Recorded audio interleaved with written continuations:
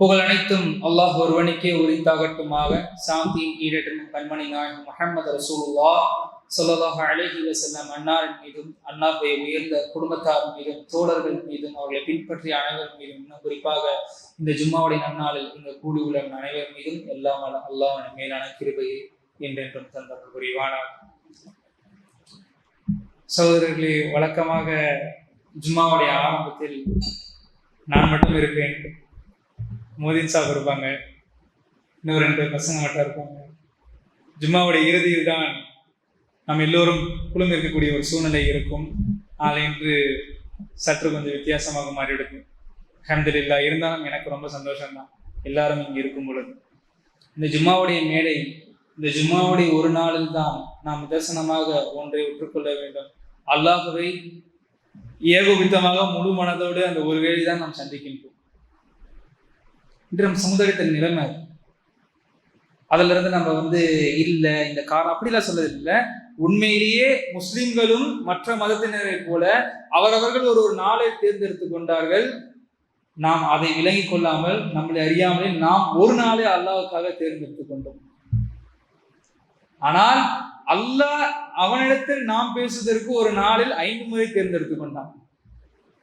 நம்ம அவங்கிட்ட பேசணும்னு சொல்லி 5 முறை அல்லாஹ் தேர்ந்தெடுத்து கொண்டான். அப்படி இருக்கும் பொழுது நம்ம ஒரு விஷயத்தை நாம் செய்து கொண்டிருக்கின்றோம். படைத்த ரப்பிடத்தில் பேசுவதற்கு வாரத்தில் ஒரு நாளை தேர்ந்தெடுத்துக் கொண்டிருக்கின்றோம். அல்லாஹ்வை பாதுகாக்க வேண்டும். இந்த நிலை அல்லாஹ் இப்ப சந்திக்கிற இந்த நிலை, நம்ம இந்த ஒரு நிலையில இருக்கிறோம். இதுக்கு காரணம் நாம் என்னவாக முதலில் கருத வேண்டும். ஒவ்வொரு ஜும்மாலையும் நம்ம பேசிட்டு தான் இருக்கும். இதற்கு இது காரணமாக இருக்கும், இதற்கு அது காரணமாக இருக்கும் என்று காரணத்தை மட்டுமே திருப்பி திருப்பி நாம் பேசுவதன் காரணமாக ரிசல்ட் வரல, அதனுடைய பயன் வெளியே வராதன் காரணத்தினால் இன்று என்ன காரணம் என்றே தெரியாமல் அடுத்து வரக்கூடிய சமுதாயத்தினர் இஸ்லாத்தின் மீது இருக்கக்கூடிய ஒரு பார்வை அப்படின்ற ஒரு தலைப்பை பேசுவதற்கான ஒரு நிலையில் நாம் இருக்கின்றோம். நாளுக்கு நாள் இஸ்லாமிய சமுதாயம் தன் சமுதாயத்தின் மீதே பலத்தை இழக்கின்றது. அதற்கு பல்வேறு காரணங்கள். அவங்க வளரக்கூடிய அந்த சர்க்கம்ஸ்டன்ஸா இருக்கும். வீட்டில் இதுதான் இஸ்லாம் என்று அவர்களுடைய மூதாதையர் எதை பயன்பட்டிருந்தாங்களோ அந்த ஒரு வழியில வளர்றது. உதாரணத்துக்கு சொன்னோம் என்று சொன்னால், ஒரு சுதந்திரத்துக்கு பிறகு இஸ்லாமுடைய எவால்வேஷன் எப்படி இந்த மண்ணில் நம்முடைய மண்ணில் இருக்குது என்று சொன்னால், ரொம்ப குறைவான ஹதீஸ் தான் தெரிஞ்சிருக்கும். நிறைய ஹதீஸ் மார்க்கப்பட்டு நிறைய இருக்கும். நிறைய மார்க்க செய்திகள் இருக்குமான்னு கேட்டால் இருக்காது. ஊருக்கு ஒரு ஆலிம் இருப்பார், அவரும் தமிழில் சொல்லக்கூடியவராக தான் இருப்பார். அரபு தமிழ் தெரிந்தவராக இருப்பார். தமிழ்நாட்டில் சொல்கின்றேன், அரபு தமிழ் தெரிந்தவர்களாக இருப்பார். அரபு தமிழ் என்று சொன்னால் அரபுலேயே எழுதியிருக்கும். சில கிதாபுகள் படிச்சா தமிழ்ல இருக்கும், ஃபுல்லா அரபிக்லேயே இருக்கும். அந்த அரபை படிச்சீங்கன்னா தமிழ் படிக்கிற மாதிரி இருக்கும்.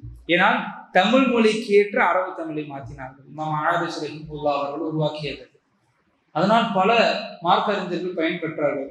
ஒரே நேரத்துல அரபியும் படிக்கிற அந்த ஃப்ளூவன்சி கிடைச்சது, அதே நேரத்துல தமிழிலும் மார்க்கத்தை கற்றுக்கொள்ளக்கூடிய ஒரு சூழ்நிலை ஏற்பட்டது.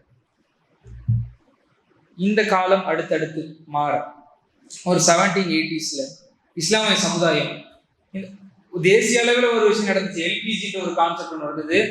அரசுடைமையிலிருந்து எல்லாரும் போக மக்கள் தாங்களாகவே சுயேட்சையா அவங்களுடைய தொழில்களை தொடங்கலாம், வெளிநாட்டு தொழில் தொடங்கலாம் அப்படின்ற ஒரு லிபரலைசேஷன் உலகம் முழுக்க கொண்டு வரும்போது இந்தியாவும் அதற்குள்ள நுழைந்தது.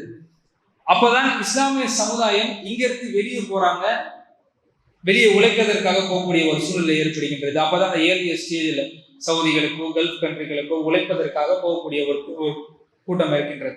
அப்படி அங்க போய் இஸ்லாத்தை பார்த்தவர்கள், மார்க்கத்தை பார்த்தவர்கள், நம்ம ஊர்ல இது நாள் வரைக்கும் வேற ஒரு இஸ்லாம் ஓடிட்டு இருந்துச்சு, இங்க மக்கா மதீனா கல்ஃப்ல வேற ஒரு மாதிரி இஸ்லாம் போகுது, இது எது இஸ்லாம் என்ற ஒரு கிளாஷ் ஒன்று ஆரம்பிக்குது. எது இஸ்லாம் என்ற அந்த ஒரு கிளாஷ். மார்க்கத்தில் இருக்கக்கூடியவர்களுக்கு முரண்பாடுகள் அவசியம்தான். முரண்பாடுகள் இருக்கும் பொழுதுதான் இந்த சமுதாயம் பீக்ல வளரும். சஹாபாக்களுக்கு மத்தியே கருத்துக்களின் முரண்பாடுகள் உண்டு. இப்னு அப்பாஸ் ரலியல்லாஹு ஒரு விஷயத்தை சொன்னாங்கன்னு சொன்னா இப்னு மஸ்ஊத் ரலியல்லாஹு ஒரு விஷயத்தை சொல்லுவாங்க. இரண்டையும் இந்த சமுதாயம் ஏற்றது. அது வரைக்கும் இந்த சமுதாயத்துல பிரச்சனை கிடையாது. என்னைக்கு இந்த சமுதாயம் இவர் சொல்வதுதான் சரி, இவர் சொல்வது தவறு என்று பேச ஆரம்பித்ததோ அன்னிலிருந்து இந்த இஸ்லாம், நம்முடைய மார்க்கம், இஸ்லாம் தெளிவாக இருக்கின்றது. ஆனால் நம்முடைய மார்க்கம், அந்த மார்க்கத்தை பின்பற்றக்கூடிய நம்ம அதுல பிரச்சனைக்குரியவர்களாக மாறிடும். அந்த பிரச்சனை எப்படிப்பட்ட ஒரு, இது ஒரு சின்ன ஒரு விஷயம் தான். அந்த பிரச்சனை எப்படிப்பட்ட ஒரு பிரச்சனையாக மாறி என்று சொன்னால், ஜமாத்துகளாகவும் கூட்டமைப்புகளாகவும் அரசியல் கட்சிகளாகவும் இந்த சமுதாயம் பிரிந்தது. எதுக்கு பிரிஞ்சோ, எதற்காக பிரிஞ்சோ, என்ன நோக்கத்துக்காக பிரிஞ்சோ, இன்னைக்கு பிரிச்ச தலைவர்கிட்ட கேட்டீங்கன்னா அவங்களுக்கே தெரியாது. அதுதான் உண்மை. இந்த கட்சி எதனால உருவாக்கப்பட்டது, அந்த கட்சியுடைய கொள்கை என்ன, அந்த கட்சியில இருக்கக்கூடிய தலைவரிடத்துல போய் நீ கேட்டீங்க அப்படின்னா, ஒரு உதாரணத்திற்கு அந்த தலைவரிடத்துல போய் இந்த கட்சி இஸ்லாமிய கட்சி என்று சொல்கின்றீர்களே, எதற்காக இந்த கட்சி உருவாக்கப்பட்டது, நோக்கம் என்னென்று கேட்டால், அந்த உருவாக்கிய நோக்கம் வேற, இன்னைக்கு போகிற பாதை வேற. ஆனால் நாம் ஒரு விஷயத்தை சிந்திக்க வேண்டும். அல்லாஹ்வின் தூதர் ஸல்லல்லாஹு அலைஹி வஸல்லம் அவர்கள் சொல்லியிருக்கின்றார்கள், இன்னமல் அஅமாலு பின்னியாத், செயல்கள் அனைத்தும் எண்ணங்களை பொறுத்து. நீங்கள் என்ன எண்ணத்திற்காக ஒரு விஷயத்தை ஆரம்பித்தீர்களோ அந்த எண்ணம் தான் இப்பொழுது நிறைவேறி கொண்டே இருக்கின்றதே தவிர புதுசா எதுவும் நடக்கல. அப்போ இங்க நடந்தது என்ன என்று சொன்னால், பாமர மார்க்கத்தினுடைய தெளிவு இல்லாத அல்லாஹ்வை பயப்படக்கூடிய முஸ்லிம்கள் இவர்களை நாங்கள் பின்பற்றுகின்றோம் என்ற ஒரு நிலையில் உங்கள் பின்னால் வந்ததன் காரணமாக சமுதாயம் பிளவுபட்டது. இது ஒரு பக்கம். இந்த கிளாஷ் ஒரு 2010 வரைக்கும் இதனுடைய பல டைமென்ஷன்ல நம்ம மார்க்கத்தை தாக்கியது. எந்த மாநிலமும் எந்த மாகாணமும் இதுல தப்பிக்கல. எல்லா இடத்திலும் ஏதோ ஒரு இடங்களில் இது நடந்து கொண்டுதான் இருக்கின்றது. இப்போ வரைக்கும் இந்த விஷயங்கள் என்ன ஆகுது சொன்னால், மார்க்க ஞானம் அதிகமாக மக்களுக்கு மத்தியில் பரவியது. அன்றிருக்கும் கிட்ட ஒரு சட்டம் என்று கேட்டேன்னு சொன்னால், மார்க்கத்தினுடைய சட்டம், சின்ன சின்ன சட்டங்கள், தொழுகையுடைய சட்டங்கள்லயே இப்ப நீங்க, நான் ரியல் டைம் ஒரு எக்ஸாம்பிள், உங்க வீட்டுல இருக்கக்கூடிய ஒரு 60 வயசு 50 வயசு இருக்கக்கூடிய நபர் கிட்ட போயிட்டு, சாதாரண நம்மளுடைய வீட்டுல இருக்கும் பெரியவங்க கிட்ட தொழுகையினுடைய ஃபர்லு, சுன்னத்து, வாஜிபு, நஃபில் என்று கேட்டால் பிரித்து சொல்ல முடியாது.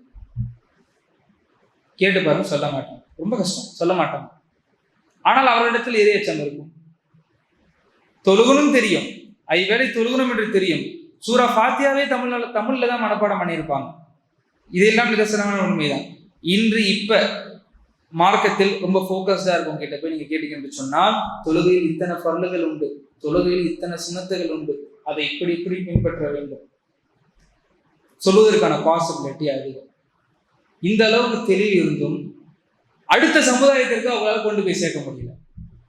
அதாவது ஜென்சிக்கு அடுத்த வந்தவங்க, 2006க்கு அப்புறம் பிறந்தவர்களுக்கு இந்த மார்க்கத்தை எத்தனை பேரால எஃபெக்டிவா இந்த மார்க்கத்தை கொண்டு போய் சேர்க்க முடியும் என்று சொன்னால், நாம் அந்த தோல்வியை ஒற்றுக்கொண்டாக வேண்டும். நம்மளால் அது முடியல, போராடி கொண்டு இருக்கின்றார்கள். காரணம் என்ன, அவங்க வைக்கக்கூடிய வாதங்களுக்கு பதில் சொல்ல முடியாத நிலைமையில் நாம் இருக்கின்றோம்.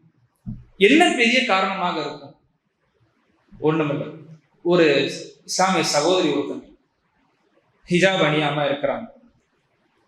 அவங்க இடத்துல ஒரு விஷயம் நடக்குது. அவங்களுக்கு ஹிஜாப் அணியணும் தெரியும், ஒருத்தர் இல்லை ஹிஜாப் அணியணும் என்று தெரியும். இந்த விஷயங்கள் இல்லை எல்லாமே அவங்களுக்கு தெரியும். இருந்தாலும் அவங்களுக்குள்ள அந்த ஒரு விஷயம் இருக்கின்றது. அது அந்த அளவுக்கு ஒரு இது இல்லை. காரணம் என்னன்னு சொன்னால், அவர்கள் ஒரு பதில், ஒரு கருத்தை வைத்தார்கள். அல்லாஹ் இந்த சமுதாயத்தை முழுமையாக அந்த ஒரு இதுல இருந்து பாதுகாக்க வேண்டும்.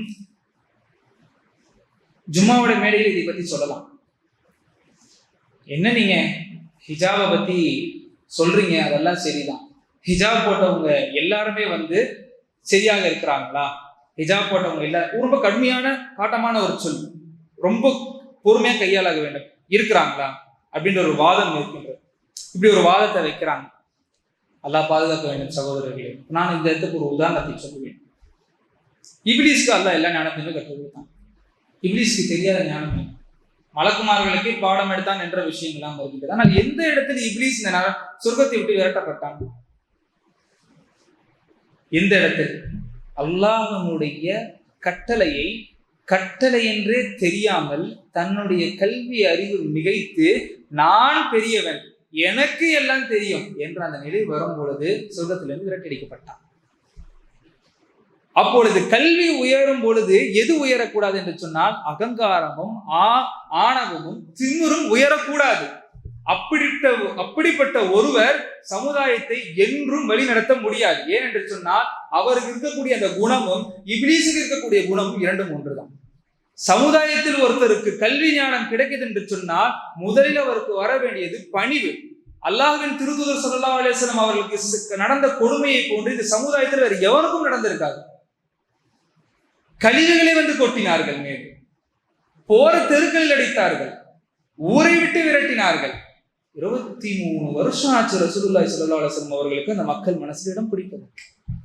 ஆனா இன்னைக்கு நினைச்ச உடனே ஒரு போஸ்ட் போடுற மாதிரி மக்கள் எல்லாருமே என்ன லைக் பண்ணிடணும், நான் ஒன்னு சொன்னா என்னை எல்லாருமே நம்பிடணும் என்ற அந்த ஒரு விஷயம் இல்லாத அப்படிப்பட்ட ஒரு மனநிலையில் மார்க்கத்தை சொல்லக்கூடியவர்கள் போவதன் காரணமாக மார்க்கத்தை இருக்கக்கூடியவர்கள் மாறுகின்றார்கள் என்ற ஒரு பாயிண்ட் ஆஃப் வியூ நம்ம எடுக்கணும். நம்ம மார்க்கத்தை கரெக்டா தான் சொல்லிக்கிட்டு இருக்கோம், அவங்க வந்து அதை புரிஞ்சுக்கிற தன்மையில இல்லை என்று போவதற்கான வாய்ப்பே கிடையாது. மார்க்கம் சொன்ன முறையில் அதை சொல்லு என்று சொன்னால் இன்னும் 1500 வருஷம் இந்த பூமி இருந்தாலும் அது பரவும். அரபுகள் அளவுக்கு நம்ம மோசமானவங்க கிடையாது. ஒருத்தரை ஒருத்தர் தாக்கி கொள்ளக்கூடியவர்களுக்கு சிவிலைஸ்டா இல்லாம நம்ம ஒண்ணும் இல்லை. நம்மளால் புரிந்து கொள்ள முடிகிறது மக்கள் இல்லை. அப்படிப்பட்ட ஒரு பக்குவம் நிறைந்த சமுதாயமாக இருக்கக்கூடிய நம்மளால அந்த ஒரு விஷயத்தை செய்ய முடியவில்லை என்று சொன்னால் அல்லாஹ் சொன்ன ஒரு கூற்றை நாம் மாற்றாக செய்து கொண்டிருக்கின்றோம். அல்லாஹ் சூரா தஹ்ரீமில் ஒரு வார்த்தையை சொல்கின்றான், யா அய்யுஹல்லதீன ஆமனு கூ அன்ஃபுஸக்கும் வ அஹ்லிக்கும் நார். ஈமான் கொண்டவர்களே, உங்களையும் உங்கள் குடும்பத்தினரையும் நரக நெருப்பில் இருந்து பாதுகாத்துக் கொள்ளுங்கள். இதுக்கு என்ன அர்த்தம்? இதுக்கு நாம் என்ன அர்த்தம் வைக்கணும்? நரகத்துல இருந்து போவாத சட்டையை பிடிச்சி வீட்டுல உட்கார வைக்கிறதா? அப்படி அல்ல. அல்லாஹ்வின் திருத்தூதர் ஸல்லல்லாஹு அலைஹி வஸல்லம் அவர்கள் தொழுகையினுடைய விஷயத்தை இந்த மார்க்கத்துக்கு அறிவுறுத்தியதை போல எந்த விஷயத்தையும் அல்லாஹ்வுடைய தூதர் எச்சரித்தது கிடையாது. தன்னுடைய மௌத்தினுடைய தருவாயில் கூட தொழுகை அஸ்ஸலா அஸ்ஸலா அஸ்ஸலா தொழுகையிலே இருந்தார்கள் அல்லாஹ்வுடைய தூதர். தொழுகையை விட்டாதீங்க. நாளைக்கு மறுமையில் இந்த சமுதாயத்தில் அல்லாஹ் நாளைக்கு ஒரு கேள்வியை கேட்பான் என்று சொன்னால் முதல் கேள்வி தொழுகையை பற்றி தான் அல்லாஹ் கேட்பான். மற்றதெல்லாம் அதுக்கு அடுத்துதான். அந்த தொழுகை சரியா இருக்குமே ஆனால் உங்களுடைய எல்லா அமல்களும் சரியாகும். அந்த தொழுகையில் உங்களுக்கு குறை இருக்குமே ஆனால் மற்ற எல்லா அமலும் குறைந்துதான் போகும் என்று அல்லாஹ்வின் திருத்தூதர் ஸல்லல்லாஹு அலைஹி வஸல்லம் அவர்கள் சொன்னார்கள். அப்படி இருக்கும் பொழுது அந்த தொழுகையினுடைய விஷயத்தை ரசூலுல்லாஹ் ரெண்டா பிரிப்பான். ஃபர்லனுடைய தொழுகைகளை அல்லாஹ்வுடைய தூதர் விரைந்து பள்ளிவாசல்களில் நிறைவேற்றுவார்கள். ஃபர்லனுடைய தொழுகைக்கு அல்லாஹ்வுடைய தூதர் பள்ளியில இருப்பாங்க, பள்ளியில் தான் தொழுவார்கள். சுன்னத்தினுடைய தொழுகைகள் அல்லாஹ்வுடைய தூதர் வீட்டில் தான் தொழுவார். மார்க்க சட்டமே என்ன சொல்லுகின்றது தெரியுங்களா? ஒரு இமாம் அவர்களே முசல்லாவில் தொழுகுவதை தவிர்க்க சொல்கின்றது மார்க்கம். இமாம் அவர் ஒருத்தர் முசல்லாவில் ஃபர்லை நிறைவேற்றுகின்றார் இமாமாக என்று சொன்னால் அந்த இடத்துல சுன்னத்து தொழுக வேண்டாம்னு சொல்ற மார்க்கம். எந்திரிச்சு போய் வேற இடத்துல தொழுகட்டும் இமாம். அப்படியே தொழுக வேண்டும் என்று சொன்னாலும் அவர் ஒரு பேச்சு இடைவெளிக்கான அந்த கேப்பை விடணும் அந்த இடத்துல என்று மார்க்கத்தினுடைய சட்டம் தெளிவாக சொல்கின்றதுக்கு என்ன காரணம்? 2 காரணங்கள். முதலில் பள்ளிவாசல் முழுக்க ஒரு மனிதர் தொழக்கூடிய பழக்கம் இருக்கணும். அங்கேயும் தொழுகணும், கடைசியிலையும் தொழுகணும், முன்னாடியும் தொழுகணும். ஏன் என்று சொன்னா அந்த எல்லா தொழுத இடங்களும் நாளைக்கு மறுமையில் நமக்காக சாட்சி சொல்லும். யார்தான் இந்த அடியான் இந்த இடத்துல தொழுகாரு. முதல் ஒரு விஷயம். இரண்டாவது, வீட்டில் அல்லாஹ்வுடைய தூதர் எதற்காக நிறைவேற்றினார்கள்? அல்லாஹ்வுடைய தூதருக்கு தொழுதுதான் அல்லாஹ்வுடைய ரஹ்மத்தை பெறணும் என்ற ஒரு சூழ்நிலை நீங்கள் குர்ஆனிலும் ஹதீஸிலும் பாக்குறீங்க அப்படின்னு சொன்னா அல்லாஹ் வந்து ரசூலுல்லாஹ்வை தூக்கிட்டான், எங்கே கொண்டு போய் வச்சுட்டான். அதை நம்ம ஒற்றுக்கொண்டுதான் ஆக வேண்டும். இதில் கருத்து வேறுபாடுகள் இருந்தாலும் சரி. வரஃபஅனா லக திக்ரக், இந்த வார்த்தையை அல்லாஹ் வேற யாருக்குமே சொல்லுன்னா நம்மளை உயர்த்திடுவாங்க. வரஃபஅனா லக திக்ரக், வேற 1,24,999 நபிமார்கள் இந்த பூமியில் வந்திருக்கிறாங்கன்னு சொல்லப்பட்டிருக்கின்றது. அந்த ஒரு நபிக்காவது அல்லாஹ் இந்த வார்த்தையை சொல்லி இருக்கின்றானா? சில வாதங்கள் வைப்பது உண்டு. 134 இடத்துல அல்லாஹ் மூசா அலைஹிஸ்ஸலாத்தை பத்தி பேசுறான். குர்ஆன் இறக்குனதே முஹம்மது ரசூலுல்லாஹ்வுக்கு தான். முதல்ல ரியாலிட்டியை புரிஞ்சுக்கணும். அப்படிப்பட்ட அல்லாஹ்வின் தூதர் ஸல்லல்லாஹு அலைஹி வஸல்லம் அவர்கள் இரவில் தொழுகக்கூடிய அந்த நிகழ்ச்சியை பற்றி ஆயிஷா ரலியல்லாஹு அன்ஹா அவர்கள் சொல்கின்றார்கள், ரசூலுல்லாஹ் சுஜூதில் விழுந்தார்கள் என்று சொன்னால் உணர்ச்சியற்ற நிலையில் இருப்பார்கள். ஒரு கட்டத்துக்கு மேல ஆயிஷா ரலியல்லாஹு அன்ஹா பயம் வந்துடும். ரசூலுல்லாஹ் சுஜூதிலே மௌத்தா போயிட்டாங்க. தன்னுடைய கட்டை விரலால் ரசூலுல்லாஹ்வின் காலை அப்படி லேசா வருடுவாங்க. ரசூலுல்லாஹ் அப்படி சினுங்குவாங்க. அப்பொழுதுதான் அவங்களுக்கு போன உயிர் திரும்பும், அல்லாஹ்வுடைய தூதர் உயிரோடு இருக்கிறார்கள் என்று. கியாமல் நின்றார்கள் என்று சொன்னால் கால் வலிக்க வலிக்க ரசூலுல்லாஹ் நிற்பார்கள், கால்கள் வீங்கி போகும். ஆனால் அந்த வீடு நிற்பதற்கு கூரை கூட சரியாக இருக்காது. அல்லாஹ்வுடைய தூதர் சற்றே ஒரு 6 அடி இருந்தார்கள் என்று சொன்னால் 6 அடிக்கு கம்மியாக தான் கூரை இருக்கும். தலையை குனிந்தவர்களாக நிற்பார்கள். அல்லாஹ்வுடைய தூதர் அவர்களே, உங்களுக்கு நீங்க இப்படி செய்யணுன்ற அவசியமே அல்லாஹ் உங்களுக்கு வைக்கல, ஆனா நீங்க ஏன் அப்படி தொழுகிறீங்க? ரசூலுல்லாஹி ஸல்லல்லாஹு அலைஹி வஸல்லம் அவர்கள் சொன்னார்கள், என்ன படைத்த ரப்புக்கு நான் நன்றியுடன் இருக்க வேண்டாமா? இப்படிதான் இந்த சமுதாயத்தை உருவாக்கினார்கள் அல்லாஹ்வுடைய தூதர். சொல் செயல் அங்கீகாரம் என்று ஹதீஸ் சொல்வார்கள். அல்லாஹ்வுடைய தூதர் அவர்கள் சொல்லும் செயலும் அவர்கள் அனுமதித்த விஷயம் ஒன்றாகும். அல்லாஹ்வுடைய தூதரை நான் பின்பற்றுகின்றேன் என்று ஒரு முஸ்லீம் சொல்லலானார் என்று சொன்னால் முதல்ல புரிஞ்சுக்கணும், நம்முடைய சொல்லும் நம்முடைய செயலும் நம்முடைய அங்கீகாரம் ஒன்றாக இருக்கின்றதா? நம்மளால அது பெர்ஃபெக்டா முடியுமா என்று கேட்டால் முடியவே முடியாது. அது அல்லாஹ்வுடைய தூதரே சொல்லிட்டாங்க, முடியாது. ஆனால் அந்த முயற்சியில் நாம் தொடர்படியாக இருந்தோம் என்று சொன்னால் நம்மை பார்த்து பல லட்சம் முஸ்லிம்கள் மாறுவார்கள் என்ற நியத்து நமக்கு வர வேண்டும். நம்மளுடைய வீடே நம்மளை பார்த்து மாறல, ஆனா நம்ம வீட்டில் நம்ம 5 வேளை தொழுதுகிட்டு இருக்கிறோம். அல்லாஹ்வுடைய நம்பிக்கை இல்லாமல் ஒரு வீடு இருக்கின்றது, ஆனால் அந்த வீட்டில் தொழுகையால் இருக்கிறார்கள் என்று சொன்னால் சற்று அமர்ந்து சிந்தித்து பாருங்கள், நாம் என்ன செய்ய கொண்டிருக்கின்றோம். அந்த ஒரு விஷயத்தை நாம் பார்க்க வேண்டும். இரண்டாவது, நம்ம வீட்டில் இருக்கக்கூடிய ஒவ்வொரு பெரியவர்களுக்கும் ஒரு கடமை உண்டு. என்னவென்று சொன்னால், நபிமார்களுடைய இறையச்சம் மிக்க வாழ்க்கையை பிள்ளைகளுக்கு சொல்லித் தரும். குறிப்பா வாலிபர்களுக்கு ஒரு நபியை பற்றி, ஆண் பிள்ளையாக இருந்தால் நபி யூசுப் அவர்களை பற்றி தெரிந்திருக்கும், பெண் பிள்ளையாக இருந்தால் நபி மரியம் அலைஹிஸ்ஸலாம் அவர்களை பற்றி தெரிந்திருக்க வேண்டும். இங்கு 2 பேரை பற்றி தெரிஞ்சிருக்கும். இன்னும் அறிஞர் பெருமக்கள் சொல்லுவார்கள், குர்ஆனில் எந்த பகுதியை கொண்டு தர வேண்டும் என்று சொல்லி. ஆண் பிள்ளையாக இருந்தால் அவருக்கு சூரா மாயிதாவை பற்றி தெரிந்திருக்க வேண்டும், பெண் பிள்ளைகளாக இருந்தால் சூரா நூரை பற்றி தெரிந்திருக்க வேண்டும். ஏன் இந்த அளவுக்கு இம்பார்ட்டன்ஸை கொடுக்கணும் என்று சொன்னா, ஒரு ஆண் பிள்ளை அவர் ஒரு சிறு பிறையிலிருந்து ஒரு ஆணாக மாறுகின்ற ஒரு தருணத்தில், குழந்தையாக இருந்து ஒரு ஆணாக மாறுற, அவனுக்கு மேல பொறுப்புகள் வருது என்று சொன்னால், பொறுப்புகள் வரும் பொழுது அவனுக்கு அதோடு சேர்த்து வரக்கூடிய சோதனைகளை தாங்கக்கூடிய பக்குவம் இருக்க வேண்டும்.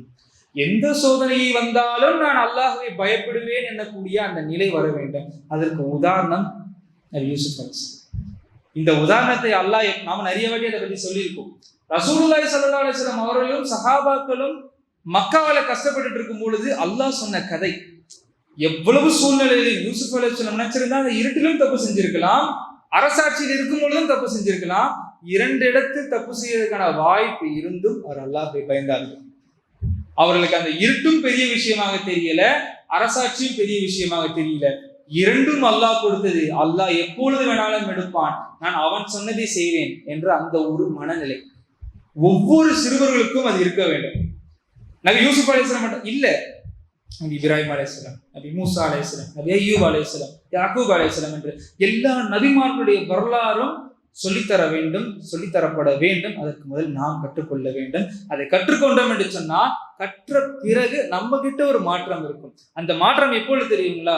ஒரு விஷயத்தை நாம் விருப்பத்தோடு மனதார செய்யும் பொழுதுதான். நம்மளுடைய அடுத்த ஜெனரேஷனுக்கு இதை கடத்திட்டு போகணும்னு சொன்னா நம்ம எந்த அளவுக்கு அக்கௌண்டபிலிட்டியோட அதுல இருக்கணும். நாளைக்கு அல்லாஹ் நம்மளை கேட்பான், நீ என்ன முயற்சி எடுத்த? யாரெல்லாம் நான் உனக்காக 5 வேளை தொழுதேன், உனக்கு கொடுத்த கடமை. நான் உனக்காக ஜகாத்தை கொடுத்தேன், அது நான் உனக்கு கொடுத்த கடமை. உனக்காக நான் நோன்பு வச்சேன், அதெல்லாம் நான் உனக்கு கொடுத்த கடமை. இந்த மார்க்கத்திற்கு நீ என்ன சேவை செய்தார்? உன்னை போன்றே பல முஸ்லிம்கள் தொழாமல் இருந்தார்களே, உனக்கு வந்த அந்த நியத் அவர்களுக்கு வராமல் போனதற்கான காரணம் என்ன? அல்லாஹ் நாடினாதான் வரும், அது சாதாரண ஒரு விஷயம்தான். அல்லாஹ்வே குர்ஆனில் ரசூலுல்லாஹ்வுக்கு அந்த விஷயத்தை பற்றி சொல்லுகின்றான். காரணம், ரசூலுல்லாஹி ஸல்லல்லாஹு அலைஹி வஸல்லம் கவலையில ஆழ்ந்துட்டாங்க. ரொம்ப எவ்வளவு முயற்சி பண்றேனே, ததக்கிர் அன்தம வதக்கிர் என்ற அந்த குர்ஆன் வசனம் அதனால தான் வந்தது. நீங்கள் அச்சமூட்டி எச்சரிக்கை செய்யக்கூடியவர்கள் தான். நீங்க அட்மினிஸ்ட்ரேட்டர் கிடையாது. நீங்க நினைச்சவங்களாம் மாற மாட்டாங்க அல்லாஹ்வுடைய பாதையில. நான் நினைத்த நேரத்தில் அபு சுஃபியான் போல் எதிர்த்தவர்களும் கிடையாது, யமாமா யுத்தத்திற்கு அபு சுஃபியான் போல் மரணித்தவர்களும் கிடையாது. காலித் பின் வலீதை போன்று முஸ்லிம்களை ஆரம்பத்தில் எதிர்த்தவர்களும் கிடையாது. இந்த இஸ்லாத்திற்காக போர்க்களத்தில் அவர்களை போல சண்டை செஞ்சவர்களும் கிடையாது. காலம் மாற்றும், இல்லை அல்லாஹ் அதை மாற்றுவான்.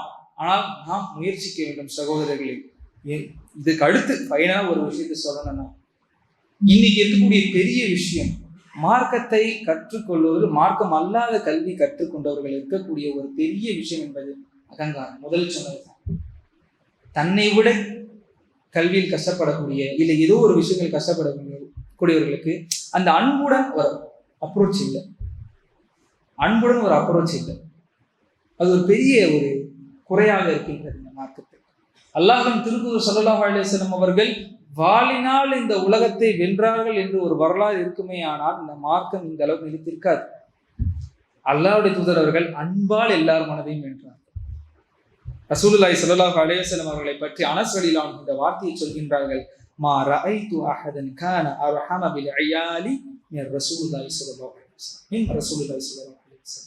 அல்லாஹ்வின் திருத்தூதர் ஸல்லல்லாஹு அலைஹி வஸல்லம் அவர்களை விட மிக அதிகமான அன்பு கொண்டவர்கள் தங்கள் குடும்பத்து மத்தியில் நான் பார்த்தது கிடையாது. அந்த அளவுக்கு ஒரு அன்போட தன்னுடைய குடும்பத்தை ரசூலுல்லாஹ் அணுகினார்கள். முதலில் குடும்பத்தார் ஏற்றார்கள், நெருங்கிய தோழர்கள் ஏற்றார்கள், அதற்கு பிறகு கூடிய மக்கள் ஏற்றார்கள், பின்பு உலகம் எல்லாம் ஏற்றுக்கொண்டது. அல்லாஹ்வுடைய தூதருக்கு தானே அந்த வேலை. அப்படி கிடையாது சகோதரர்களே. இந்த மார்க்கத்தில் ஒரு குழுவினர் அல்லாஹ்வின் பக்கம் இந்த மக்களை அழைக்கக்கூடியவர்களாக இருக்க வேண்டும் என்று சொல்லி அல்லாஹ் சொல்லி இருக்கின்றான். நாம் அதை கண்டிப்பாக நம்ம மனதில் வைத்துக் கொள்ள வேண்டும்.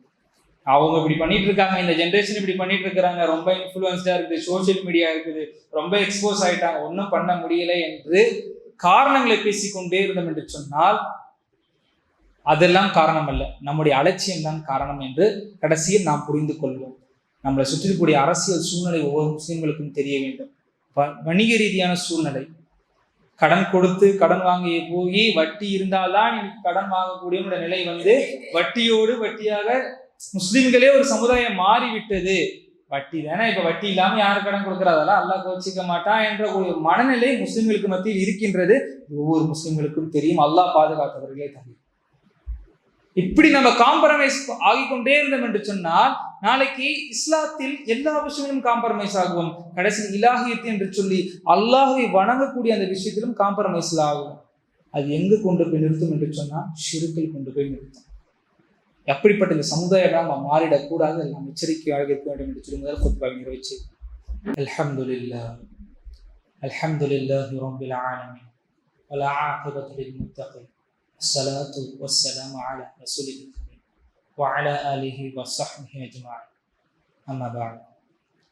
சகோதரர்களே, இஸ்லாமிய சகோதரர்களாக இருக்கக்கூடிய நாம் இஸ்லாத்தில் உறுப்பினர்கள் என்று சொல்லலாம், ஒருங்கிணைந்தவர்கள் என்று சொல்லலாம், எந்த வார்த்தையை வேணாலும் வைக்கலாம். ஏன் சகோதர சகோதரிகள் என்று நாம் நம்மளை அடையாளப்படுத்திக் கொள்கின்றோம்? அப்படி நாம் இருக்கின்றோமா? முதல்ல அடையாளப்படுத்திக் கொள்றோம் சகோதர சகோதரிகள் என்று. அதுக்கான காரணம் முதல் நமக்கு தெரிய வேணும். ரெண்டாவது, அந்த மாதிரி நம்ம இருக்கிறோமா? அந்த கேள்வியும் நமக்கு மத்தியில் வர வேண்டும். குற்றச்சாட்டுக்காக அல்ல, யாரையும் குறை சொல்வதனாலேயோ குற்றம் சொல்வதனாலேயோ எதுவும் இங்க மாறப்போவதும் இல்லை.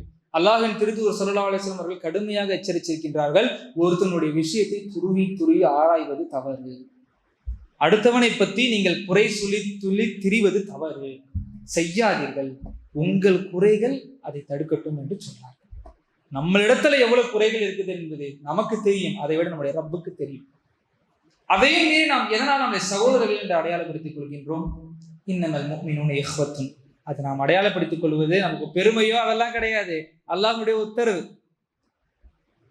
இன்னமல் முஃமினூன இஹ்வத்துன், மூமின்கள் ஒவ்வொருவரும் சகோதர சகோதரிகள். மூமின் என்று அல்லாஹ்வை ஈமான் கொண்ட அனைவரும் மூமின்கள் தான். அவர் தொழுதாலும் சரி தொழுதினாலும் சரி, நோம்பு வச்சாலும் சரி வைக்கலனாலும் சரி, அல்லாஹ் தான் ரப்பு, அல்லாஹ்னாலதான் எல்லாம் நடக்குதுன்னு சொன்ன எல்லாருமே மூமின்கள் தான். அப்படி சொன்ன எல்லோரும் சகோதரர்கள் தான். சகோதரர்களுக்கு மத்தியில் என்ன இருக்க வேண்டும்? சகோதரன் சொல்லிட்டோம், அடுத்து என்ன இருக்கணும்? நீங்க நானும் சகோதரர் அப்படின்னு நம்ம சொல்றோம். சகோதரன் ஆயிட்டோமா? சகோதரத்துவம் இருக்க வேண்டும். உனக்கு ஒரு பிரச்சனை என்றால் நாங்கள் இருக்க வேண்டும், உனக்காக அல்ல. எனக்கு ஒரு பிரச்சனை என்றால் நீங்கள் இருக்க வேண்டும், எனக்காக அல்ல. யாருக்காக? ரப்புக்காக. அந்த ஒரு ரப்புக்காக. நாளை அவனுக்காக நாம் சகோதரர்களாக ஆனோம், அவனுக்காக நாம் ஒருங்கிணைந்த சகோதரத்துவத்தோடு ஒருங்கிணைந்த சமுதாயமாக இருக்க வேண்டுமே தவிர வேறு யாருக்காகவும் செய்யக்கூடாது என்று நான் சொல்கின்றேன். மார்க்கும் அதை தான் சொல்கின்றது. நீங்கள் வேற யாருக்காவது அதை செய்தீர்கள் என்று சொன்னால் நிச்சயமா உங்களுக்கு மன வருத்தம், மனஸ்தாபம் ஏற்படும்.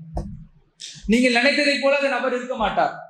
நீங்கள் நம்பியதை போல ஒரு நம்பிக்கைக்குரியவராக இருக்க மாட்டார். நீங்க சொன்ன விஷயத்தை தான் அவர் செய்வாரான்னு கேட்டா இருக்காது. ஆனால் நீங்கள் அதை அல்லாவுக்காக செஞ்சீங்கன்னு சொன்னா அதனுடைய ரியாக்ஷன் வேற மாதிரி இருக்கும்.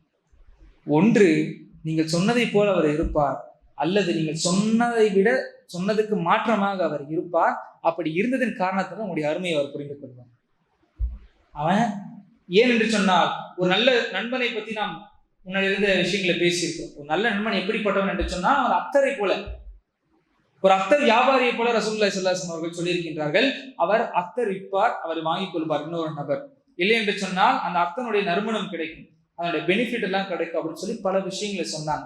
அப்படி இருக்கும்பொழுது சகோதரர்களாகிய நாம் அந்த ஒத்துமையுடைய விஷயத்தில் இன்று இருக்கக்கூடிய அந்த குளறுபடி இது எல்லாம் சேர்த்துதான் அடுத்த சமுதாயத்திற்கு இதை கொண்டு போய் சேர்க்க முடியவில்லை. அப்படியே கொண்டு போய் சேர்த்தாலும் நாம் அவருடைய பார்வையில் ஒரு ஃபண்டமெண்டலிஸ்டாகவே பார்க்கப்படுகின்றோம். ஏன்னா அதுக்கு பின்னாடி ஒரு 500-600 வருஷங்களாக இன்னொரு ஒரு கூட்டத்தினர் கட்டமைச்ச ஒரு விஷயத்தை பற்றி நாம் பெரிதளவில் தெரிந்து கொள்வதில்லை. அது ஒரு பெரிய டாபிக்.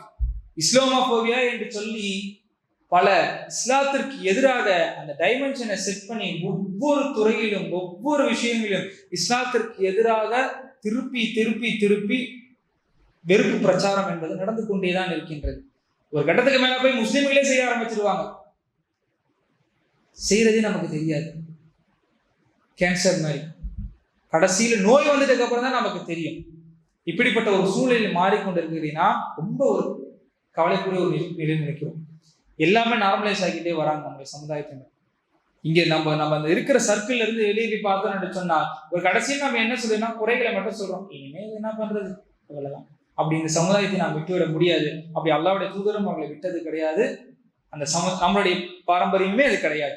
நாம் நம்முடைய சமுதாயத்தின் மீது பொறுப்புடன் இருந்தாக வேண்டும். நம்முடைய சமுதாயத்தை பாதுகாக்க வேண்டும். அதற்கு முதலில் நாம் தொழுகைகளை பள்ளிவாசலின் பக்கம் வர வேண்டும்.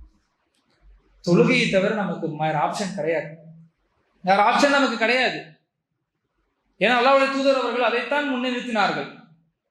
மற்ற எல்லா விஷயங்களிலிருந்தும் நம்மளை ஒரு விஷயம் பாதுகாக்கும் என்று சொன்னால் தொழுகை மட்டும்தான்.